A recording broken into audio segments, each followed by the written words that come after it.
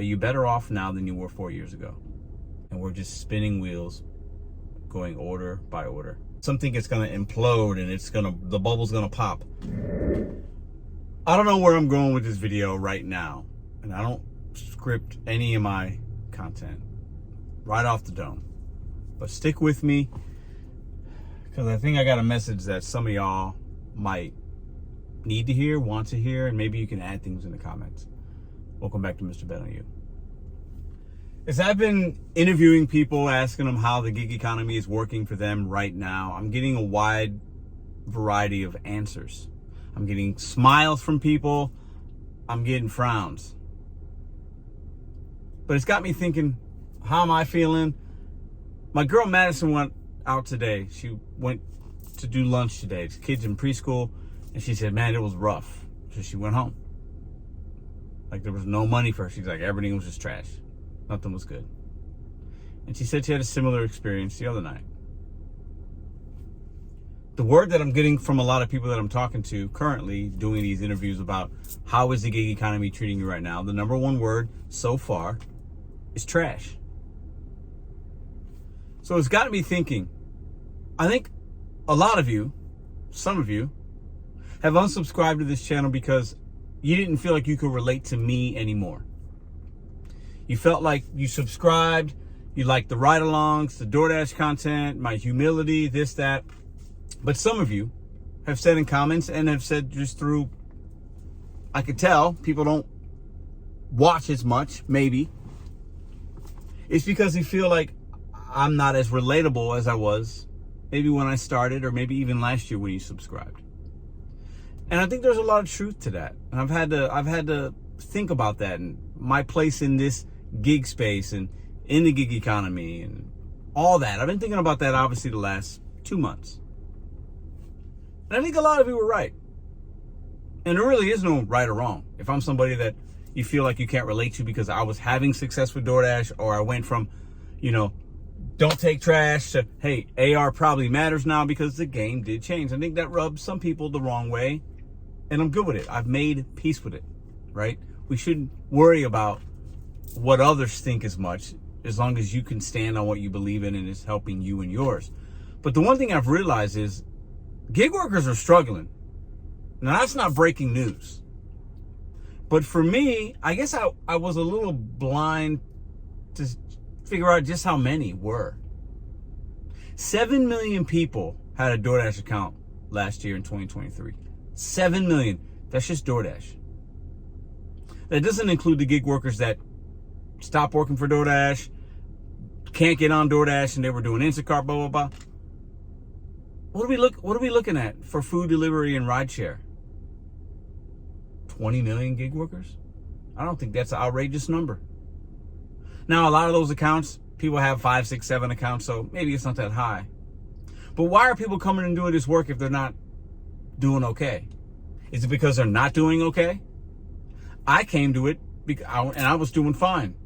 I needed extra money, didn't want to dip into something, so I came to this line of work. I came back to this line of work when I was furloughed from the casino as an opportunity.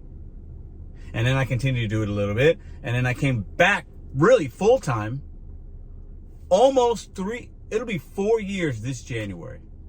So let's say 4 months, 4 years since I made the decision to leave a W-2. And it's been a great one, don't get me wrong. But I don't feel like my experience is normal. I don't. YouTube has a lot to do with that. Being monetized on YouTube has a lot to do with that. Let me rephrase that. The other things that I have going on, Madison has a lot to do with that.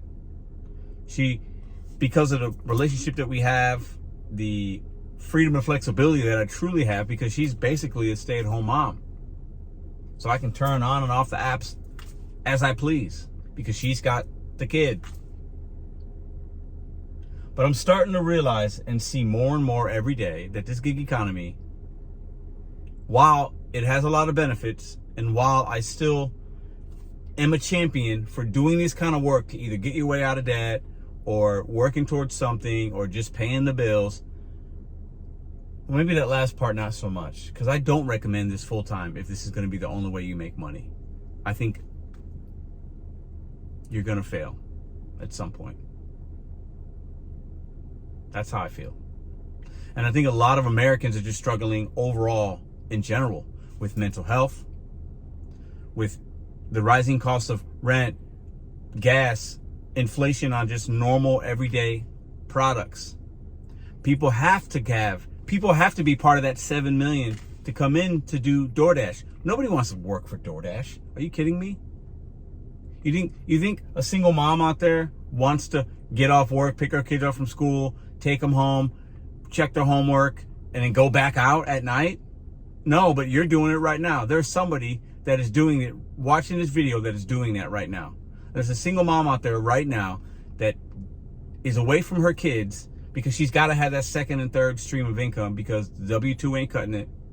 Her rent went up, and I need to make an extra $200 or $300 this month. That's the average gig worker's process and why they came here. For that reason.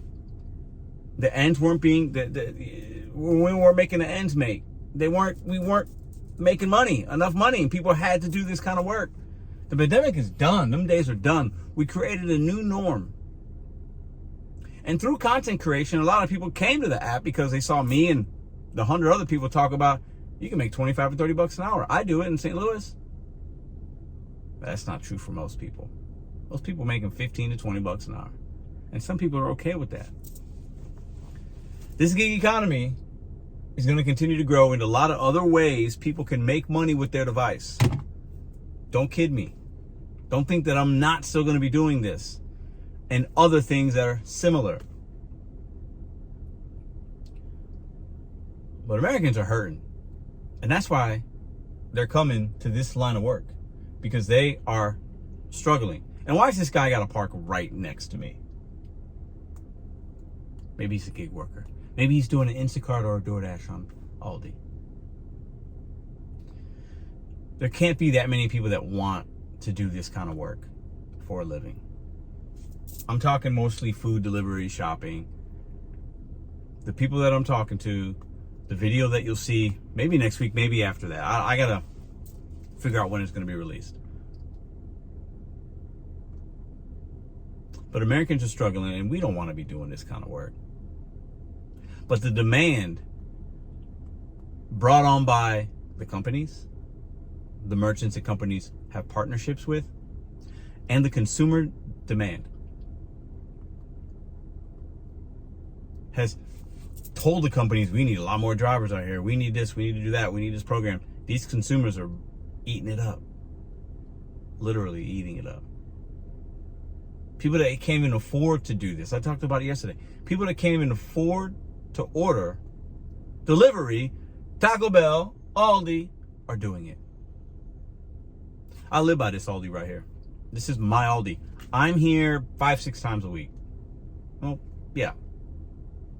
And there's once or twice where I've actually ordered delivery because I didn't want to leave my home, and I live right over there. I can throw a rock and I can hit my house.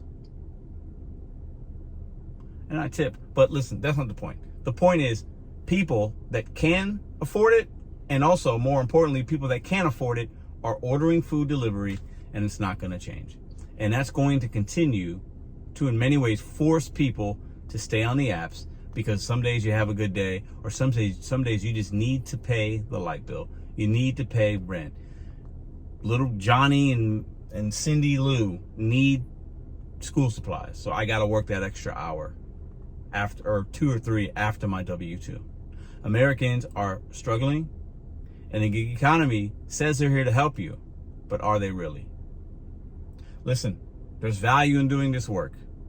There's value in doing anything if you're providing. But at what cost? Are you better now? We'll talk about, the presidential debate and all that. People ask the question, are you better now than you were 4 years ago? That's my question for you. If you've been doing gig work for the last 4 years, like me, are you better off now? Financially, mental health, physical health, your assets, your debt. Are you better now than you were 4 years ago? Have the things that you've done, the hard work you've put in, whether it's 10 hours a week or 50, are you better off now than you were 4 years ago? I bet many of you are going to say no. I hope more of you say yes. I hope you use the gig economy as that stepping stone to something better, whatever personal goal you had.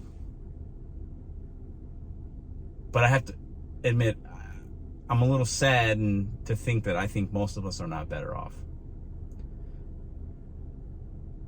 I think a lot of us came to this gig economy in hopes that we would be better, and we're not. And we're stuck in it, like the hamster on a wheel. We're stuck on that roller coaster ride. We're stuck waiting for that next Dash, waiting for the next ping, waiting for the next Uber, waiting for the next Grubhub cowbell. And we're just spinning wheels, going order by order. In the same way that many Americans did and still are, living paycheck to paycheck, gig economy workers live order to order. And that's not a way to live. The burnout's real. The gig economy is not dead. I don't even think it's dying. But are we within it? Are we in something that's going to implode and the bubble's going to pop? I don't think it will. I think with migration, immigration, I think with as many people that are on these apps, and the companies know it, they know it. They have meetings every day or every week or every quarter about the migrant problem.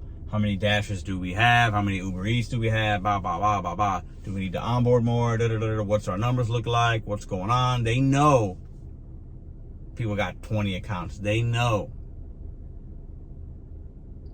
But I don't think the bubble's going to pop in the gig economy. I don't even think the companies are going to fold necessarily, not the big ones.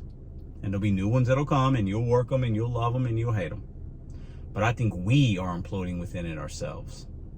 Not all, but I think most. I do. I believe that. And it's not to be negative. I think that's just the reality of it. Based on the interviews and things I'm seeing, people I'm talking to, people that are doing this, that, whatever. I think the on-demand delivery, food delivery, and shopping game can be beneficial. Listen, I still do it. But we're going to have to start looking outside. Stay within the gig economy, but look outside of the food delivery on-demand space. Many of you have done it already. We're going to have to continue to do that and let the newbies and the other people, let them stay in it. And where can we forge a path that's better? To where 4 years from now, you can actually be better off than you are right now. Because if we continue to do the same thing and expect a different result, y'all know what that means. How are you doing in the gig economy?